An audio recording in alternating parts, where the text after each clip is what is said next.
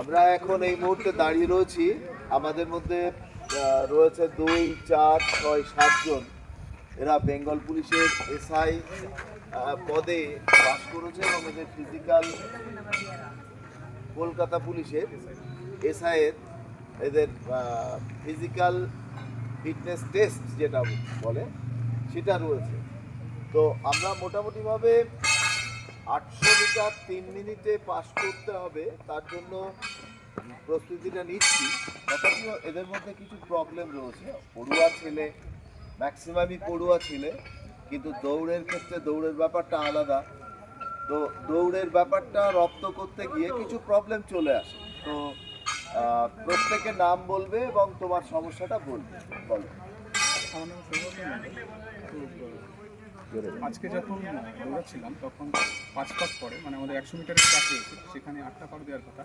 5 পাকের পরে আমার পায়ের টান ধরছে হঠাৎ করে। কোন জায়গাটায় টান ধরছে? দু পায়ে। আচ্ছা, তখন পা উঠাতে একটু সমস্যা হচ্ছে, আর কষ্টটা সেজন্য আরো বেশি বাড়ছে।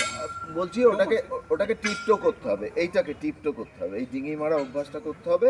আর এটা 5 বার করবার পরে এই জাস্ট একটা রিভার্স টার্ন ওটাকে করতে হবে, তাহলে এই ব্যাপারটা করবে তোমার। স্যার আমার মৃন্ময় কান্তি। তো একটা রেস হওয়ার পরে মানে মাংসপেশিটা পুরো ধরে থাকছে, আর এই নিচের সাইডটা এটা প্রচন্ড ব্যথা। ওটা হচ্ছে শিন পেনটা হচ্ছে, ওই শিন পেনটা পৃথিবীতে কোনো ওষুধ নেই শিন পেন কমানোর, একমাত্র দৌড়ে। আর এই কাপ মাসেলসটা হচ্ছে অত্যন্ত ভাইটাল আমাদের একটা অর্গান এই মুহূর্তে না, সার্বজনীনভাবে। তো কাপ মাসেলসটাকে একটু মাসাজ করতে হয়, আর এটাকে দৌড়েই কমাতে হবে। রাত্রিবেলা একটু গরম জল দেওয়া যেতে হবে। তোমার?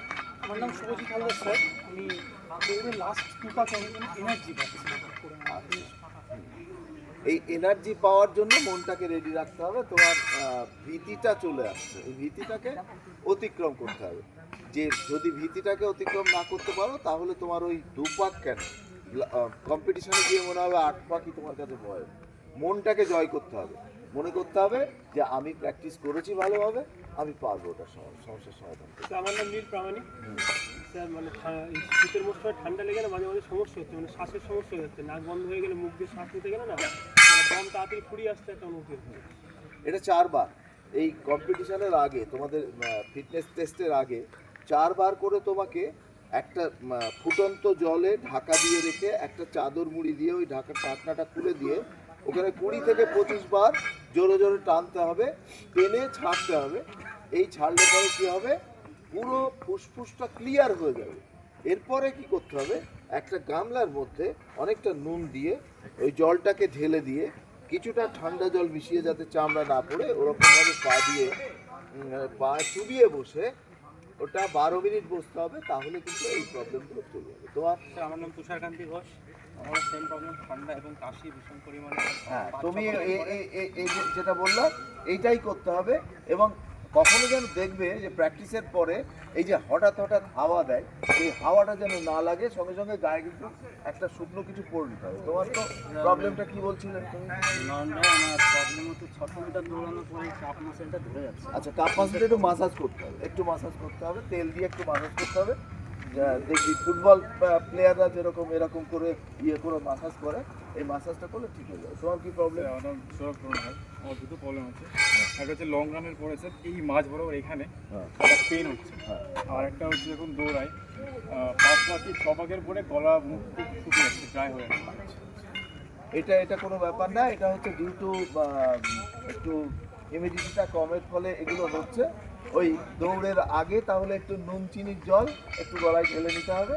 আর ওখানে যে ব্যথা হচ্ছে সেই ব্যথাটা দৌড়ে কমাতে হবে, এছাড়া কোনো উপায় নেই।